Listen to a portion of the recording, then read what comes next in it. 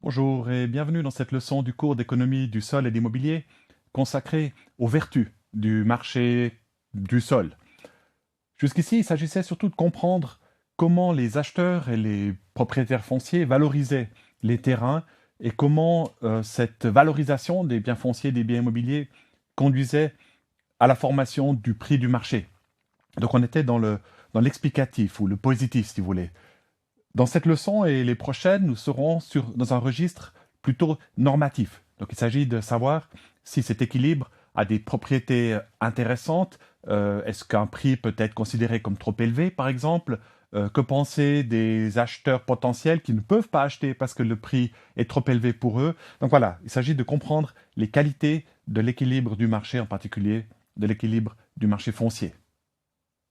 Vous reconnaissez ce schéma, il représente ici la demande pour le bien qui est par exemple du sol.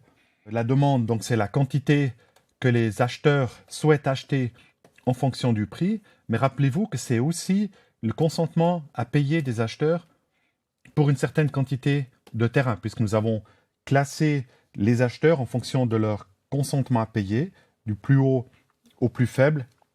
Et donc, à chaque point, à chaque quantité correspond un acheteur et son consentement à payer pour cette quantité de sol. Ensuite, nous avons vu la notion d'équilibre du marché, donc d'un prix P étoile, qui détermine la quantité que les consommateurs, les acheteurs, vont réellement acheter, la quantité d'équilibre du marché, Q étoile, égale à la quantité qu'ils souhaitent acheter à ce prix P étoile. Évidemment, l'équilibre est déterminé par l'intersection entre cette demande et l'offre, que je n'ai pas représentée ici parce que je veux me concentrer sur le côté acheteur pour l'instant. Ce qui est important, c'est de comprendre que les acheteurs considèrent le prix comme donné. Donc, ils comparent leur consentement à payer avec le prix. S'ils sont disposés à payer plus que le prix, ils achètent. Si le prix dépasse leur consentement à payer, ils renoncent à acheter. Ils ne vont pas, dans cette représentation de l'équilibre du marché concurrentiel, ils ne vont pas compter sur une modification du prix. Ils sont réactifs par rapport au prix, comparent leur consentement à payer avec ce prix. La conséquence, c'est qu'il y a toujours une partie d'acheteurs ici qui sont d'une certaine façon frustrés. Ils ne peuvent pas acheter puisque seulement cette quantité de terrain va être achetée ou vendue. Ces acheteurs frustrés, ce sont des acheteurs pour lesquels le consentement à payer est inférieur au prix. Pour eux, le terrain est trop cher. On voit donc comment le prix d'équilibre sélectionne les acheteurs. Il distingue entre ceux qui vont pouvoir acheter parce que leur consentement à payer dépasse le prix, donc c'est ceux qui sont, si vous voulez, dans ce secteur qui achètent, et puis ceux qui sont dans cette partie ici du classement des acheteurs par consentement à payer décroissant, qui ne vont pas acheter. Ainsi, seuls les acheteurs potentiels qui ont les consentements à payer les plus élevés vont réellement pouvoir acheter.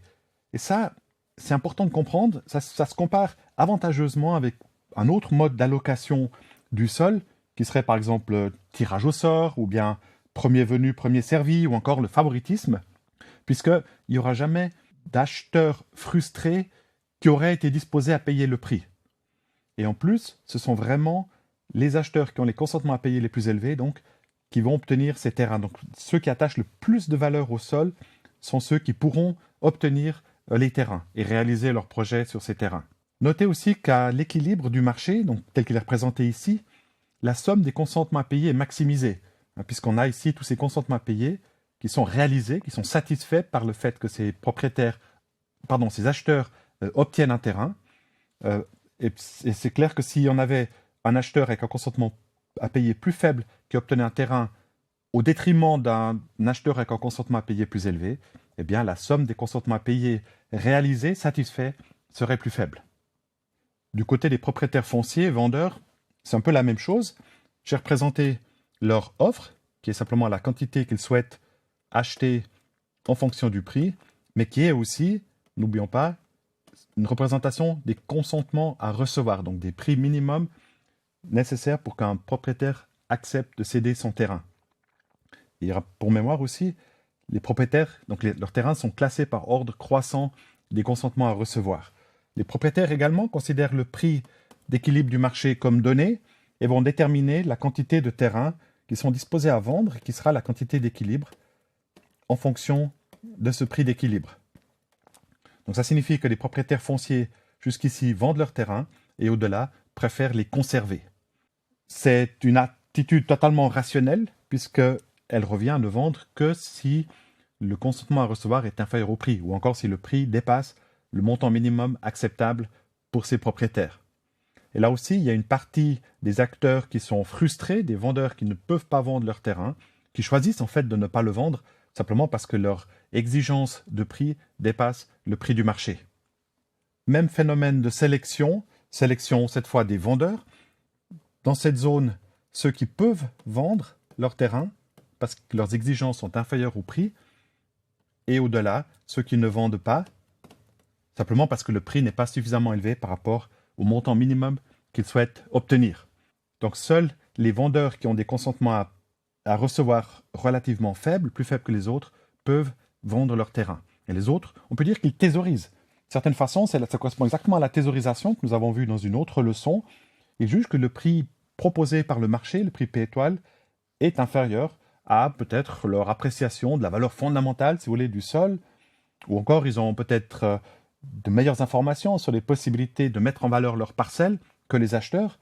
C'est aussi possible qu'ils refusent de vendre au prix courant parce qu'ils attachent une grande valeur d'usage à leurs parcelles, l'utilisent eux-mêmes. Enfin, il peut aussi s'agir de parcelles qui ne sont pas encore utilisables en tant que telles.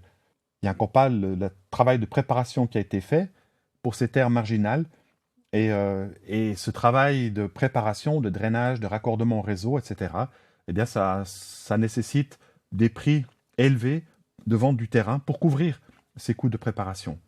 On ne peut pas dire que les propriétaires qui ne vendent pas sont frustrés, puisque c'est leur choix de ne pas vendre. Et il n'y a pas non plus d'incohérence ou d'inefficacité dans le fait qu'un propriétaire qui a une exigence de prix élevée vendrait alors qu'un autre propriétaire qui aurait une exigence de prix plus faible ne vendrait pas. Et notez aussi qu'à l'équilibre du marché, la somme des consentements à recevoir est minimisée. Donc la somme des consentements à recevoir des vendeurs qui réellement vendent est plus faible que si on avait aussi des propriétaires à consentement à recevoir élevé dans le lot de ceux qui vendent, à la place d'un propriétaire qui aurait un consentement à recevoir plus faible. Donc l'équilibre du marché minimise, si vous voulez, la somme des consentements à recevoir. On peut comprendre ces consentements à recevoir aussi comme un coût de mise à disposition de ces terrains ou de cession de ces terrains ou parfois de préparation de ces terrains. Et dans ce sens, il est tout à fait souhaitable que les propriétaires qui ont les coûts de préparation les plus faibles soient ceux qui vendent leurs terrains, dont les terrains sont ensuite mis en valeur. Ici, j'ai mis ensemble la demande et l'offre. Ce qui est important de comprendre, c'est que les échanges sont volontaires et que chaque côté du marché compare son consentement soit à payer, soit à recevoir avec le prix. Ça veut dire que les acheteurs n'achètent que si leur consentement à payer dépasse ou est peut-être égal au prix du marché, qu'ils considèrent comme donné. Et de même, les propriétaires fonciers ne vendent que si leur consentement à recevoir est plus petit ou égal au prix du marché. Et la conséquence de ça, c'est qu'on aura toujours des consentements à payer plus grands que les consentements à recevoir. Donc, même si on ne passait pas par l'intermédiaire du prix et du marché, même si toutes les transactions se faisaient entre un propriétaire et un acheteur, eh bien, ça serait parfaitement possible. On aurait toujours un consentement à payer d'un acheteur plus élevé que le consentement à recevoir le plus élevé de celui de tous les vendeurs.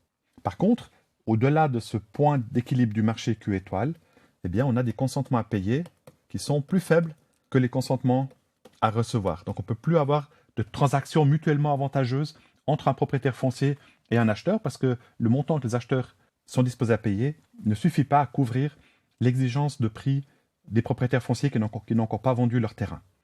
Donc, on retrouve cette loi du marché, à savoir que les biens, ici les sols, reviennent à ceux qui ont les consentements à payer les plus élevés, c'est-à-dire ce sont les acheteurs qui attachent le plus de valeur au terrain qui vont obtenir les terrains, et en même temps, de l'autre côté, ne pourront vendre que les propriétaires fonciers qui ont les consentements à recevoir les plus faibles.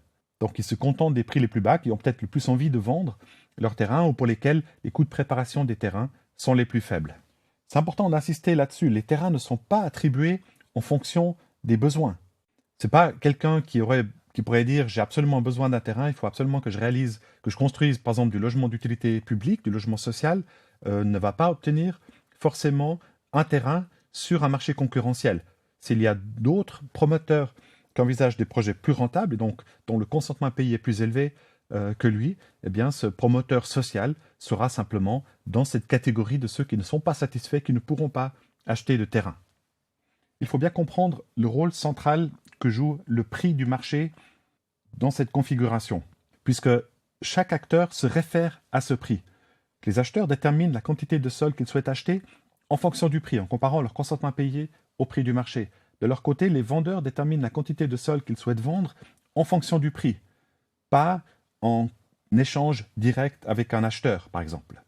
Donc chacun considère ce prix comme donné, autant du côté de la demande des acheteurs que du côté de l'offre des vendeurs, et chacun considère qu'il ne peut pas influencer le prix. Et pourtant, le prix s'ajuste. Nous avons vu ça dans une leçon précédente, que lorsque le prix n'est pas au niveau d'équilibre, lorsqu'il y a un déséquilibre entre l'offre et la demande, demande excédentaire, offre excédentaire, eh bien là, les propriétaires fonciers qui ne peuvent pas vendre vont baisser leur prix, les acheteurs qui ne peuvent pas acheter vont proposer un prix plus élevé, et donc le prix va rejoindre ce niveau d'équilibre.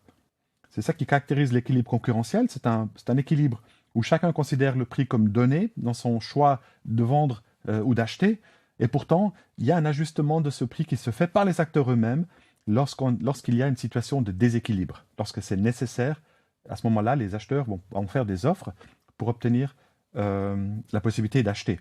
Mais on voit bien que à l'équilibre, il n'y a plus cette possibilité. Les acheteurs frustrés ne peuvent pas faire une offre aux vendeurs frustrés que ceux-ci pourraient accepter, parce que le consentement à payer des acheteurs frustrés est inférieur aux exigences de prix des vendeurs frustrés. Donc là, il ne peut plus y avoir d'ajustement du prix à partir du niveau d'équilibre. Supposons que ça ne fonctionne pas aussi bien. Supposons qu'un terrain a été vendu directement par un propriétaire qui a le consentement à recevoir représenté par cette petite barre verte. Ce terrain a été vendu à un acheteur qui a un consentement à payer plus élevé que lui, que son consentement à recevoir, mais qui n'est pas parmi ceux qui ont les consentements à payer les plus élevés. Donc il y a un acheteur représenté ici par une barre rouge, dont le consentement à payer est plus élevé que celui des acheteurs qui ont obtenu un terrain. Lui a été frustré, il n'a pas pu acheter le terrain. Ce terrain qui lui était quelque part destiné a été acheté par un autre acheteur. À ce moment-là, qu'est-ce qui peut se passer? Eh bien, l'acheteur numéro 2, qui a un consentement à payer très élevé, peut faire une offre à l'acheteur numéro 1 en lui proposant un prix qui se trouve quelque part entre le consentement à payer, donc la valorisation du terrain par l'acheteur 1 et la valorisation du terrain par l'acheteur 2. Et s'ils se mettent d'accord sur un prix qui peut se trouver n'importe où, eh bien les deux peuvent s'y retrouver. Les deux peuvent être gagnants, puisque l'acheteur qui a pu obtenir un terrain à bon compte, finalement, eh bien, fait encore une affaire, fait un bénéfice en revendant le terrain à cet autre acheteur qui a été frustré. Et c'est possible parce que le consentement à payer, encore une fois, de l'acheteur 2 est plus élevé que celui de l'acheteur 1. Donc, s'il y avait une telle imperfection dans le marché où certains obtiendraient les biens, les terrains, alors que leur consentement à payer est plus faible que celui d'autres acheteurs frustrés, eh bien, sur un marché secondaire, on devrait voir des transactions qui remettent tout en ordre, si j'ose dire, c'est-à-dire qui ramènent l'équilibre au sens où ce sont bien les acheteurs avec les consentements à payer les plus élevés qui obtiennent les terrains achetés aux vendeurs qui ont les consentements à recevoir les plus faibles. Ça fonctionne aussi dans l'autre sens. Supposons qu'un propriétaire foncier dont le consentement à recevoir est très élevé a pu vendre son terrain à un acheteur peut-être peu avisé, puisqu'il a finalement dû payer relativement cher pour ce terrain, et puis qu'un autre propriétaire foncier, en contrepartie, dont le consentement à recevoir était bien plus faible, eh bien cet autre propriétaire a été frustré, il n'a pas réussi à vendre son terrain. Qu'est-ce qui va se passer? Eh bien, le vendeur numéro 1 qui connaît la valeur du sol, qui sait qu'un terrain peut valoir ce montant élevé, eh bien, il pourrait faire une offre, il pourrait racheter ce terrain-là, retourner donc de redevenir propriétaire foncier, acheter le terrain de ce propriétaire numéro 2 qui se contente d'un prix bien plus bas que la valeur qu'attache l'acheteur 1, qu'attache le propriétaire 1 au terrain. Et donc on aurait une transaction sur un marché secondaire entre ce propriétaire 1 qui a vendu son terrain en faisant une très bonne affaire et ce propriétaire 2 qui n'a pas pu vendre et qui céderait son terrain au propriétaire numéro 1. Avec ça, avec ce genre de transaction sur les marchés secondaires, eh bien, on devrait arriver au résultat que ce sont bien toujours les propriétaires des terrains, ceux qui attachent le moins de valeur à leur terrain qui vont finir par les vendre à des acheteurs et pas des propriétaires qui attachent beaucoup de valeur au foncier. Voilà, pour résumer cette leçon, nous avons vu que les propriétaires fonciers qui ont les consentements à recevoir les plus faibles, donc attachent le moins de valeur, si on veut, à leur terrain, ce sont eux qui vont vendre leur terrain aux acheteurs qui attachent le plus de valeur au terrain parmi tous les acheteurs. Dans la prochaine leçon, nous allons nous intéresser au différentiel entre le consentement à payer et le prix que doit payer un acheteur, respectivement entre ce prix et le consentement à recevoir, donc le prix minimum d'un vendeur. Ce différentiel, ce qu'on appellera le surplus, va nous intéresser dans la prochaine leçon. Merci d'avoir suivi cette leçon et rendez-vous dans la prochaine.